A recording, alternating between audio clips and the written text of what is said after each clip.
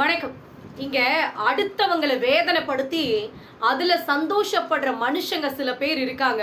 அவங்களுக்காக ஒரே ஒரு விஷயத்த மட்டும் சொல்றேங்க. அடுத்தவங்க கஷ்டத்தை பார்த்து சிரிக்கிறது இறந்து போன பிணத்தை பார்த்து சிரிக்கிறதுக்கு சமம். சில பேர் என்ன தெரியுமா பண்ணுவாங்க, அடுத்தவங்க கஷ்டப்பட்டாங்கன்னா அதை பார்த்து அடுத்தவங்க கிட்ட சொல்லி கமெண்ட் பண்ணி அதுல சந்தோஷப்படுற சில அல்பத்தனமான மனுஷங்க இன்னைக்கும் இருக்கத்தான் செய்றாங்க. ஒரே ஒரு விஷயத்த மட்டும் புரிஞ்சுக்கோங்க, இந்த உலகம் ஒரு உருண்டை அப்படிங்கிறத மறந்து போயிடாதீங்க. இன்னைக்கு அவங்களுக்கு அப்படின்னா அது நாளைக்கு நமக்கு வர்றதுக்கு ஒரு செகண்ட் போதாதுங்க. அப்படியே தோசையை திருப்பி போடுற மாதிரி அடுத்த நிமிஷமே நமக்கு வர்றதுக்கு ஒரு நிமிஷம் கூட போதாது. அதனால அடுத்தவங்களை பார்த்து வேதனையை பார்த்து சிரிக்கிறத தயவு செஞ்சு நிறுத்திக்கோங்க. அதே மாதிரி நாம சந்தோஷமா இருக்கோம், நம்ம கிட்ட எல்லாமே இருக்கு அப்படின்னு ஆணவத்துல ஆடுற மனுஷங்க இருக்காங்க அப்படின்னா தயவு செஞ்சு அதையும் கொஞ்சம் குறைச்சிக்கோங்க. ஏன்னா இன்னைக்கு இருக்கிற இந்த வாழ்க்கை இதே மாதிரி எப்பயுமே இருக்கும் அப்படின்னு யாராலையுமே சொல்ல முடியாதுங்க. எல்லாமே நம்மளுடைய வாழ்க்கையில மாறுறதுக்கு ஒரு நிமிஷம் கூட போதாது. ஸோ மாற்றம் ஒன்றுதான் மாறாதது அப்படிங்கிறத நல்லா ஞாபகம் வச்சுக்கோங்க. அடுத்தவங்களுடைய கஷ்டமும் நிரந்தரம் கிடையாது, நம்மளுடைய சந்தோஷமும் நிரந்தரம் கிடையாது அப்படிங்கிறத நல்லா தெரிஞ்சுக்கோங்க. அடுத்தவங்களை பார்த்து நீங்க சிரிக்கிறதுக்கு முன்னால நம்ம பொழப்பு எந்த அளவுக்கு சிரிப்பா சிரிக்குது அப்படிங்கிறத சில பேர் நல்லா யோசிச்சு பாருங்க.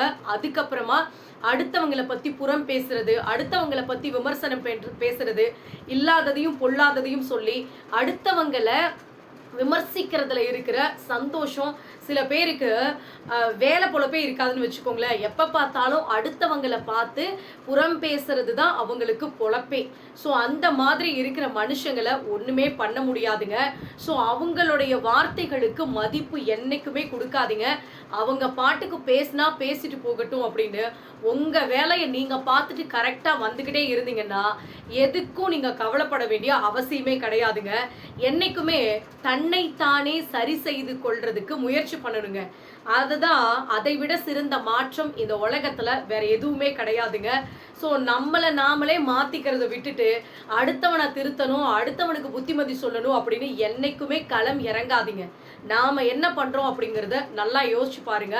அதே மாதிரி தேவையில்லாம வளவளன்னு அடுத்தவங்களுடைய லைஃப்ல போய் மூக்க நுழைச்சிக்கிட்டு அந்த பிரச்சனையை தான் எடுத்து போட்டுட்டு உங்களுடைய நேரத்தை வீணடிச்சுட்டு உட்கார்ந்துருக்காதீங்க. மாற்றம் அப்படிங்கிறது உங்ககிட்ட இருந்து வரணுமே தவிர அடுத்தவங்க கிட்ட இருந்து வரணும் அப்படின்னு என்னைக்குமே எதிர்பார்க்காதீங்க. அது மிகப்பெரிய முட்டாள்தனம். அவங்களோட வாழ்க்கையை அவங்க கரெக்டா வாழ்ந்துட்டு இருக்காங்க. நாம தான் என்ன பண்றோம், அவங்களுக்கு புத்திமதி சொல்றோம், இவங்களோட வாழ்க்கையை திருத்தணும் அப்படின்னு தேவையில்லாத நம்மளோட நேரத்தை வீணடிச்சிட்டு இருக்கோம். நல்லா ஞாபகம் வச்சுக்கோங்க.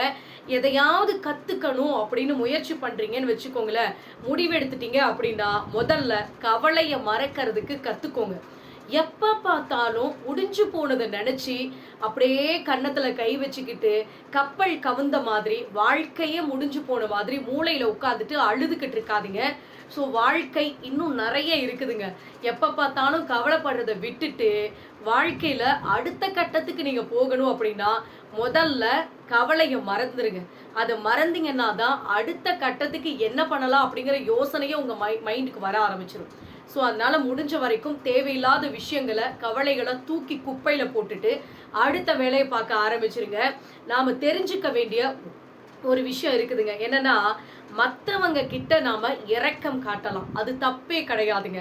ஆனா என்னைக்குமே ஏமாளியா மட்டும் இருந்துராதீங்க. உங்க தலையில நல்லா ஒரு கை மிளகாயை எடுத்து வச்சு நல்லா அரைச்சிட்டு உங்களையே ஏமாத்திட்டு போய்கிட்டே இருப்பாங்க. இரக்கம் கூட ஒரு அளவுக்கு தாங்க இருக்கணும். அளவுக்கு மீறி போணுச்சுன்னு வச்சுக்கோங்களேன், உங்களை ஏமாளின்னு முத்திர குத்தி கடைசியில உங்களோட வாழ்க்கையில உங்களை முன்னேறாம அப்படியே அடிமைத்தனமா அடக்கி வைக்கிறதுக்கு தான் பார்ப்பாங்களே தவிர வாழ்க்கையில உங்களை முன்னேறவே விடமாட்டாங்க. ஞாபகம் வச்சுக்கோங்க. என்னைக்குமே அடுத்தவங்க கிட்ட விவாதம் பண்ணிக்கிட்டே இருக்கிறத விட அமைதியா நகர்ந்து வர்றது எவ்வளவோ மேல். யாருக்கிட்டன்னு கேட்டீங்கன்னா, நீங்க எவ்வளோ சொன்னாலும் புரிஞ்சிக்காத இருக்கிற சில மனுஷங்க கிட்ட நீங்க பேசுற வார்த்தைகள் 10 பைசாவுக்கு பிரயோஜனமே கிடையாதுங்க. செவடங்காதுல ஊதுன சங்குன்னு சொல்லுவாங்க பாத்தீங்களா, அந்த மாதிரி தேவையில்லாத நீங்க அவங்க கிட்ட பேசுறது, அவங்க காதுல நீங்க வந்து என்னதான் பேசினாலும் அதை அவங்க காதுல வாங்கிக்கவே மாட்டாங்க. நான் புடிச்ச முயலுக்கு 3 காலு அப்படின்னு அவங்க புடிச்ச புடியில தான் ஸ்ட்ராங்கா நிப்பாங்களே தவிர நீங்க பேசுறத ஒரு நிமிஷம் கூட கேட்க மாட்டாங்க. அதனால தேவையில்லாத அவங்க கிட்ட வாய் கொடுக்கறத விட்டுட்டு அமைதியா வந்துடுறது தான் உங்களுக்கு நல்லதுங்க. என்னைக்குமே விழாமல் வாழ்க்கையில எழுந்திருக்கவே முடியாதுங்க. ஒரு கஷ்டம் வந்துருச்சு அப்படின்னா முடிஞ்சு போச்சு, வாழ்க்கையில எல்லாமே முடிஞ்சு போச்சு, நம்மளுக்கு அவ்வளவுதான் அப்படின்னு சொல்லி நாம என்ன பண்ணுவோம், ஒரு மூலையில போய் உட்காந்துக்குவோம். ஸோ தயவு செஞ்சு அந்த மாதிரி இருக்காதுங்க. வாழ்க்கையில விழாமல் என்னைக்குமே எழுந்திருக்கவே முடியாதுங்க. ஒரு பறவை, ஒரு குஞ்சு பறவை இருக்கு பாத்தீங்களா, அது கூட்டுல இருந்து வெளியே வந்து விழ போற அந்த நேரத்துல தான் பறக்கவே ஆரம்பிக்கும். ஸோ யோசிச்சு பாருங்க, நாம ஒரு கம்ஃபர்ட் ஜோன்லயே இருக்கிறப்போ நம்மளோட வாழ்க்கையில அடுத்த கட்டத்துக்கு நம்ம என்ன பண்ண போறோம் அப்படிங்கறத யோசிக்க கூட மாட்டோம். ஏன்னா அது நம்மளுக்கு தேவையே கிடையாது. நாம ஜாலியா இருக்கோம், நமக்கு எல்லாமே இருக்கு, நாம ஏன் இதை முயற்சி பண்ணணும் அப்படிங்கிற ஒரு லேசினஸ் நம்மளோட லைஃப்ல வந்துடும்.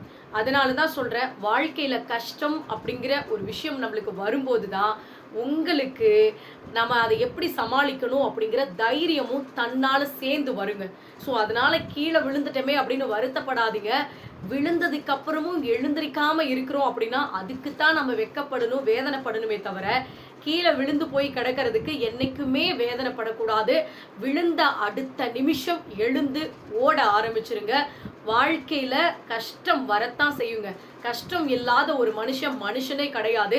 இன்னும் சொல்லணும்னா உங்களோட கஷ்டமான நேரத்துல தான் உங்க கூட இருக்கிறவங்க யாரு, எப்படி, உங்களோட பலம் என்ன, பலவீனம் என்ன அப்படிங்கறதே நீங்க புரிஞ்சுக்க ஆரம்பிப்பீங்க.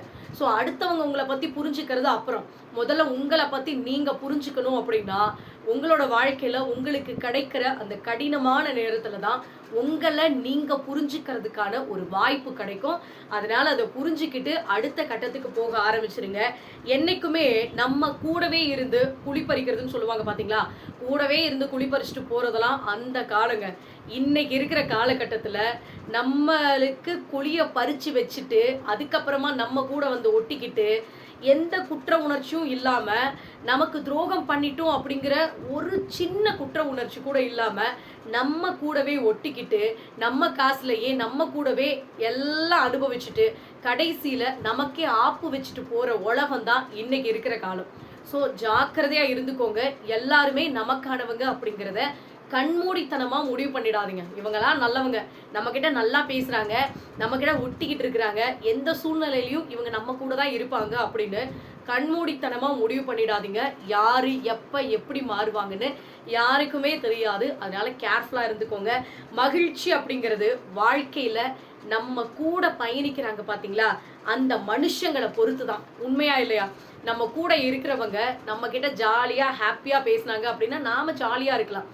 அதுவே நம்ம கூட இருக்கிறவங்க குறைத்தனமா லைஃப்ல எப்ப பார்த்தாலும் நம்மளை குறை சொல்லிக்கிட்டே இருக்கிறதே அவங்களோட வேலையா வச்சிருந்தாங்கன்னு வச்சுக்கோங்களேன், நம்மளால கொஞ்சம் கூட சந்தோஷமா நிம்மதியா இருக்கவே முடியாதுங்க. ஸோ சில விஷயத்துல நான் சொல்றத புரிஞ்சுக்கோங்க. எப்ப பார்த்தாலும் நீங்க பண்ற நல்ல விஷயங்களை அப்படியே மூடி வரைச்சிட்டு நீங்க பண்ற குறைகளை மட்டுமே பெருசுப்படுத்துற சில மனுஷங்க கிட்ட இருந்து நீங்க விலகி இருக்கிறது தான் உங்களுக்கு நல்லதுங்க. இதை நான் ஏன் சொல்றேன்னு கேட்டீங்கன்னா, அவங்கள உங்க கூட நீங்க வச்சுக்கிட்டே இருந்தீங்க அப்படின்னா வாழ்க்கையில நீங்க சந்தோஷமா இருக்கவே முடியாது. ஸோ பொதுவாகவே சில மனுஷங்களை விட்டு நான் பிரிய முடியாதுங்க. நான் அவங்க கூட தான் இருந்தாகணும். ஆனாலும் அவங்களுக்கும் எனக்கும் கருத்து வேறுபாடு இருக்கு. அவங்கள விட்டு என்னால் பிரிஞ்சு போகவும் முடியாது, ரொம்ப வந்து ஜாயின் பண்ணவும் முடியல. ஏன்னா எப்போ பார்த்தாலும் குறை சொல்லிக்கிட்டே இருக்காங்க, டென்ஷனாக இருக்குது அப்படின்னா ஒன்றும் கிடையாதுங்க. அவங்க கிட்ட பேச்சை குறைச்சிக்கோங்க. ஸோ உங்கள் வேலையை நீங்கள் பார்க்க ஆரம்பிச்சிருங்க. அந்த மாதிரி இருந்தீங்கன்னாவே சில நேரத்தில் அவங்களா புரிஞ்சுக்கிட்டு உங்களை விட்டு விலகி போயிடுவாங்க. அப்படி இல்லையா சில நேரத்தில் நீங்களா அவங்கள அவாய்ட் பண்ணுறது தான் உங்களுக்கு நல்லதுங்க. என்னைக்குமே ஒரே ஒரு விஷயத்த சொல்கிறேன், தெளிவாக கேட்டுக்கோங்க. வீட்டில் இருக்கிற அத்தனை வேலையும் செஞ்சுட்டு அழுக்கு துணியில அலைஞ்சிக்கிட்டு தன்னை கூட கவனிக்கிறதுக்கு நேரமே இல்லாம குட்டி தூக்கத்துக்காக ஏங்கி தவிச்சுக்கிட்டு வெளி உலகத்தை காண மாட்டோமா அப்படின்னு ஏங்கி போய் ஆசைப்பட்டு நாட்களை நகர்த்தும் பெண்கள் அடிக்கடி கேட்குற கெட்ட வார்த்தை என்ன தெரியுமா? உனக்கு என்ன, வீட்டில் சும்மா தானே இருக்க அப்படிங்கிற ஒரு வார்த்தை. ஸோ இதையெல்லாம் கேட்கும்போது தான் நம்ம யார் அந்த வார்த்தையை சொல்கிறாங்களோ அவங்கள இந்த வேலையெல்லாம் செஞ்சு விட்டு பார்க்கணும் அப்படின்னு நம்மளுக்கு ஆத்திரம் வரும். ஆனாலும் நம்மளால கேட்க முடியாது. இதுக்கெல்லாம் காரணம் என்னன்னு கேட்டிங்கன்னா, ஃபினான்ஷியலாக நீங்கள் ஃப்ரீடமாக இல்லாதது தான். சில பெண்கள் இருக்கிறாங்க, எல்லா வேலையும் செய்வாங்க, எல்லாருக்காகவும் எல்லாத்தையும் இழந்துட்டு வாழ்க்கையில் தன்னுடைய கெரியரை கூட விட்டு கொடுத்துட்டு ஃபேமிலிக்காக வாழ்க்கையவே அப்படியே தியாகம் பண்ணிட்டு வாழ்கிற மனுஷங்க நிறைய பேர் இருக்காங்க. அவங்க எல்லாருக்கும் ஒரு விஷயம் மட்டும் சொல்கிறேங்க, நீங்கள் அடுத்தவங்களுக்காக எல்லாத்தையும் விட்டு கொடுத்து நீங்கள் அவங்கள உயர்த்தி விட்டுருப்பீங்க. ஒரு கட்டத்தில் நீ அப்படி என்ன செஞ்சுட்ட அப்படின்னு உங்களையே கேட்கும்போது தான் உங்களுக்கு புரிய ஆரம்பிச்சிருக்கும், நமக்காக நம்ம வாழ்ந்திருக்கலாமோ, நமக்காகவும் கொஞ்சம் நம்ம வாழ்ந்திருக்கலாமோ, எல்லாத்தையும் பிள்ளைங்க ஃபேமிலி அப்படின்னு எல்லாமே நம்ம விட்டு கொடுத்துட்டோமே அப்படின்னு உங்களுக்கே அன்னைக்கு தான் புரிய வரும். அதனால தான் சொல்கிறேன், வாழ்க்கையில் எல்லாம் முடிஞ்சு போனதுக்கப்புறம் இதை யோசித்து எந்த பிரயோஜனமும் கிடையாது. ஸோ ஒரு விஷயத்தை புரிஞ்சுக்கோங்க, ஒரு பெண் ஃபினான்ஷியலாக ஃப்ரீடமாக இல்லாத பட்சத்தில் எல்லாருக்கும் அடிமையாக இருந்து தான் ஆகணும். அதனால தான் சொல்கிறேன், இந்த மாதிரியான சூழ்நிலைகள் வராமல் இருக்கணும் அப்படின்னா உங்களால் முடிஞ்ச சின்ன சின்ன வேலைகள், அட்லீஸ்ட் இப்போ எவ்வளவோ ஒர்க் ஃப்ரம் ஹோம் வந்துருச்சுங்க, வீட்டில் இருந்தும் எவ்வளவோ இன்னைக்கு பிஸ்னஸ் வந்துருச்சு, ஒரு டைலரிங் வந்துருச்சு, எம்ப்ராய்டிங் கிளாஸ் போகலாம். அப்படி இல்லையா நீங்கள் வந்து இந்த சாரீஸ் இதெல்லாம் ஆன்லைனில் சேல்ஸ் பண்ணலாம். இது எல்லாமே ரீசெல்லிங் வந்து இப்போ எவ்வளவோ உங்களுக்கு வந்து ப்ராஃபிட் கிடைக்குதுங்க, அந்த மாதிரி செய்யலாம். ஸோ இந்த மாதிரியெல்லாம் சின்னதாக நீங்கள் முதல்ல ஆரம்பிச்சிங்கன்னா கண்டிப்பாக அது ஒரு நாளைக்கு உங்களுக்கு மிகப்பெரிய ஒரு தொகையாக உங்களுக்கு வந்து கை கொடுக்கும். அதனால தான் சொல்கிறேன், வீட்டில் சும்மா இருக்கேன் அப்படிங்கிற பேரை இதுக்கு மேலே வாங்காதீங்க. ஏதாவது ஒரு விஷயம் பண்ணிக்கிட்டே இருங்க. வாழ்க்கையில் அட்லீஸ்ட் நான் சும்மா இல்லை இதை செய்கிறேன் அப்படின்னு சொல்லிக்கிறதுக்காகவாது உங்களுக்கு பின்னால் ஒரு ப்ரொஃபஷ்னலாக உருவாக்குங்க. அப்போ தான் இந்த சமுதாயத்தில் நீங்களும் அடுத்தவங்க முன்னால் தலை நிமிர்ந்து நடக்க முடியும். ஞாபகம் வச்சுக்கோங்க, என்றைக்குமே சேமிப்பை யார் ஒருத்தர் அலட்சியப்படுத்துகிறாங்களோ அவங்க தன்னுடைய வாழ்க்கையில் ஒரு நாளும் வளமையை கொண்டு வரவே முடியாதுங்க. எப்போ பார்த்தாலும் அன்னாடங்காட்சின்னு சில பேர் இருப்பாங்க பார்த்தீங்களா, அன்னைக்கு வேலைக்கு போவாங்க, அதை அப்படியே செலவு பண்ணிட்டு கொஞ்சம் கூட சேமித்து வைக்காத அப்படியே வாழ்க்கையை ஓட்டிக்கிட்டு போய்கிட்டே இருப்பாங்க. ப்ளீஸ் தயவு செஞ்சு சொல்கிறேன், நீங்கள் 100 ரூபாய் சம்பாதிச்சா கூட அதில் 90 ரூபாயை செலவு பண்ணிட்டு 10 ரூபாயாவது மிச்சம் பண்ண பழகி வச்சுக்கோங்க. யார் ஒருத்தர் சேமித்து வைக்கிறீங்களோ அவங்க வாழ்க்கை தான் சந்தோஷமாக நிம்மதியாக இருக்குமே தவிர எல்லாத்தையும் அன்னன்னைக்கு நம்ம அனுபவிச்சுட்டா போதும், அன்னன்னைக்கு நிம்மதியாக இருந்தால் போதும் அப்படின்னு சம்பாதிக்கிறது அத்தனையும் தயவு செஞ்சு செலவு பண்ணாதீங்க. அப்படி இருந்தீங்கன்னா ஃபியூச்சரில் நீங்கள் ஏதாவது ஒரு சுச்சுவேஷனில் பயங்கரமாக போய் சிக்கிக்குவீங்க. அன்னைக்கு யாரும் உங்களுக்கு உதவி பண்ண மாட்டாங்க. நல்லா ஞாபகம் வச்சுக்கோங்க, அண்ணன் இருக்கான், தம்பி இருக்கான், மாமன் இருக்கான், மச்சான் இருக்கான்னு சுற்றி இருக்கிற எல்லாரும் உனக்காக நான் இருக்கேன் அப்படின்னு சும்மா வாய் வார்த்தையில் வேணால் சொல்லுவாங்களே தவிர உங்களோட இக்கட்டான சூழ்நிலையில் சில பேர் உங்களுக்கு உதவி பண்ணுவாங்க அப்படின்னு எதிர்பார்க்காதீங்க. அது மிகப்பெரிய முட்டாள்தனம். நீங்கள் சேர்த்து வச்சிருந்தா மட்டும்தான் அது உங்களுக்கு பயன்படுமே தவிர அடுத்தவங்களோட சேமிப்பு ஒரு நாளும் உங்களுக்கு பிரயோஜனமாக இருக்காது. ஞாபகம் வச்சுக்கோங்க. சில பேர் இருப்பாங்க, என்னடா சேர்த்து வச்சு என்னடா பண்ண போகிறோம், இருக்கிற வாழ்க்கையை சந்தோஷமாக அனுபவிச்சுட்டு போகலாம் அப்படின்னு உங்ககிட்ட சொல்லிட்டு அவங்கள பார்த்தீங்கன்னா சேஃபாக நல்ல அக்கௌண்ட்டில் நல்ல அமௌண்ட்டாக சேர்த்து வச்சுட்டு அவங்க லைஃப்பை சூப்பராக என்ஜாய் பண்ணிட்டு இருப்பாங்க. ஆனால் சில பேர் என்ன பண்ணுவாங்கன்னா பொறாமையில் நம்மக்கிட்ட சில விஷயங்களை சொல்லக்கூட மாட்டாங்க, சேர்த்து வைன்னு கூட சொல்ல மாட்டாங்க. என்ஜாய் பண்ணு, வாழ்க்கையை ஜாலியாக அனுபவிச்சுட்டு போ, சேர்த்து வச்சு என்ன பண்ண போகிற அப்படின்னு நம்மக்கிட்டேயே சொல்லுவாங்க. கடைசியில் அனுபவிக்க போகிறது நீங்கள் தானே தவிர அவங்க கிடையாது. நல்லா ஞாபகம் வச்சுக்கோங்க. என்றைக்குமே உங்களோட வாழ்க்கையில் உங்களோட வளர்ச்சியை பார்த்து பொறாமப்படாத 3 ஜீவன் தாங்க. நீங்கள் எவ்வளோ பெரிய இடத்துக்கு போனாலும் இவன் என்னடா இவ்வளோ பெரிய இடத்துக்கு போயிட்டானே அப்படின்னு உங்களை கொஞ்சம் கூட பொறாமை அப்படிங்கிற அந்த உணர்ச்சி கொஞ்சம் கூட இல்லாத 3 பேர் யாருன்னு கேட்டிங்கன்னா, முதல்ல உங்களை கருவில் சுமந்த அன்னை, 2வது விஷயம் யாருன்னு கேட்டிங்கன்னா உங்களை தோளில் சுமந்த உங்களுடைய தந்தை, 3வது உங்களை அறிவில் சுமந்த ஆசிரியர். இந்த 3 பேர் தான் வாழ்க்கையில நீங்க எந்த அளவுக்கு உயரத்துக்கு போனாலும் உங்களை பார்த்து பொறாமப்பட மாட்டாங்க. ஆனா இதை தாண்டி உங்களை சுத்தி இருக்கிற நிறைய பேரு சின்னதா ஏதாவது ஒரு விஷயம் பண்ணிட்டீங்கன்னா கூட உங்களை பார்த்து பொறாமப்பட்டு வாயில வந்ததையெல்லாம் பேசி கரிச்சு கொட்டுற மனுஷங்க நிறைய பேர் இருக்கத்தான் செய்யறாங்க. அதனாலதான் நான் பல தடவை உங்ககிட்ட சொல்றேன், வாழ்க்கையில ஏதாவது ஒண்ணு புதுசா பண்றேன் அப்படின்னா அது எல்லார்கிட்டையும் தம்பட்டம் அடிக்கணும்னு அவசியமே கிடையாதுங்க. அதை செஞ்சு முடிச்சிருங்க. செஞ்சு முடிச்சதுக்கு அப்புறம் நீங்க என்ன செஞ்சிருக்கீங்க அப்படிங்கிறது உங்களுடைய செயலே உங்களுக்கான பாராட்டுதலை பெற்றுத்தரும். ஸோ எப்போ பார்த்தாலும் நான் ஒரு விஷயம் பண்ணியிருக்கேன் அப்படின்னா அதுக்கு சில பேர் பாராட்டணும், ஏன்னா அப்ரிஷியேட் பண்ணணும் அப்படின்னு என்னைக்குமே எதிர்பார்க்காதீங்க. வாழ்க்கையில் சாதிச்சிட்டீங்க அப்படின்னா அதை கொண்டு வந்து சொல்லுங்க. அந்த இடத்துல கண்டிப்பா இந்த உலகம் உங்களை பாராட்டும். அதை விட்டுட்டு நான் சாதிக்க போறேன், நான் இதை செய்ய போறேன், நான் அதை சேர்த்து வைக்க போறேன் அப்படின்னு ப்ளீஸ் தயவு செஞ்சு யார்கிட்டயும் அதை பத்தி ஷேர் பண்ணவே பண்ணாதீங்க. சில பேர் உங்ககிட்ட இருந்து புடுங்கிறதுக்கு பார்ப்பாங்க, இன்னும் சில பேர் நீங்க முன்னேறீங்க அப்படின்னு பொறாமப்பட்டு உங்களை பின்னாடி இழுக்கிறதுக்கு தான் பார்ப்பாங்க. ஸோ அதனால தான் சொல்றேன், வாழ்க்கையில சில விஷயங்களை அடுத்தவங்க கிட்ட சொல்லாம இருக்கிற வரைக்கும் உங்களுக்கு நல்லது, உங்களோட வளர்ச்சிக்கு நல்லது அப்படிங்கிறத தெரிஞ்சுக்கோங்க. எல்லாருமே வாழ்க்கையில பயணிக்கிறாங்க அப்படின்னு நீங்களும் அவங்க பின்னாலேயே பயணம் பண்ணிட்டு போகாதீங்க. ஆட்டு மந்த மாதிரி எல்லாரும் போறாங்க, இந்த பஸ்ல போறாங்க அப்படின்னா நானும் அதிலே போறேன், நானும் அப்படியே போறேன் அப்படின்னு எப்ப பார்த்தாலும் அடுத்தவங்களை பார்த்து ஃபாலோ பண்றத தயவு செஞ்சு விட்டுருங்க. அவங்களோட அறிவுக்கு, அவங்களோட படிப்புக்கு, அவங்களோட திறமைக்கு அதுதான் முடியும் அப்படின்னா அவங்க அதை தான் செய்யறாங்க. நீங்க வேற, உங்களோட வாழ்க்கையில கடவுள் உங்களை தனித்துவமா படைச்சிருக்காருங்க. எல்லாருக்குமே தனியா ஒரு திறமை இருக்கும். ஸோ அந்த திறமையை வச்சு தனியா ஒரு பாதையை நீங்க உருவாக்கணுமே தவிர ஆட்டு மந்த மாதிரி யாரோ ஒருத்தர் உருவாக்கி வச்ச பாதையில போய் நீங்க விழுகாதீங்க. ஸோ தயவு செஞ்சு அதை புரிஞ்சுக்கோங்க. எல்லாரும் போறாங்க, எல்லாரும் விழுகிறாங்க அப்படின்னு நீங்களும் போய் குட்டையில விழுகாதீங்க. உங்களுக்கான தனித்துவமான பாதையை நீங்க உருவாக்குங்க. அதுதான் நீங்க யாரு அப்படிங்கிறத இந்த உலகத்துக்கு உங்களை அடையாளப்படுத்தி காட்டும். ஞாபகம் வச்சுக்கோங்க. என்னைக்குமே எதுக்குள்ளேயும் வாழ்க்கையில போய் சிக்கிக்காதீங்க. எந்த ஒரு விஷயத்துக்கும் அடிமை ஆகவே ஆகாதீங்க. அப்படி போய் சிக்கிக்கிட்டீங்கன்னு வச்சுக்கோங்களேன், மறுபடியும் அதுல இருந்து விடுதலை பெறுவது அப்படிங்கிறது அத்தனை எளிதான விஷயமே கிடையாதுங்க. ஒரு விஷயத்துல போய் நீங்க சிக்கிட்டீங்க அப்படின்னா சோழி முடிஞ்சுன்னு அர்த்தம். ஸோ ஏதாவது ஒரு விஷயத்துக்கு அடிமை ஆயிட்டீங்க அப்படின்னா அவ்வளோதான், கடைசி வரைக்கும் அங்கேயே நீங்க கிடக்க வேண்டியதுதான். ஸோ யாரும் உங்களை அடிமைப்படுத்தவே கூடாதுங்க. நீங்க சொல்ற பேச்சை தான் நீங்க கேட்கணுமே தவிர அடுத்தவங்க சொல்ற பேச்சோ இல்ல ஏதாவது ஒரு விஷயத்துக்காகவோ நீங்க அடிமை ஆகுறீங்க அப்படின்னா நீங்களா இல்லை அப்படிங்கிறது தான் அர்த்தம். ஸோ தெளிவா ஒரு விஷயத்த புரிஞ்சுக்கோங்க.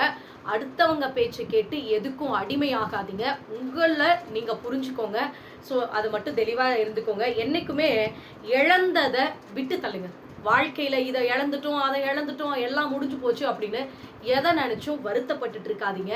மிச்சம் என்ன இருக்கோ, நம்ம கையில இதுக்கு மேல என்ன இருக்கோ அதை வச்சு வாழ்க்கைய ஆரம்பிங்க.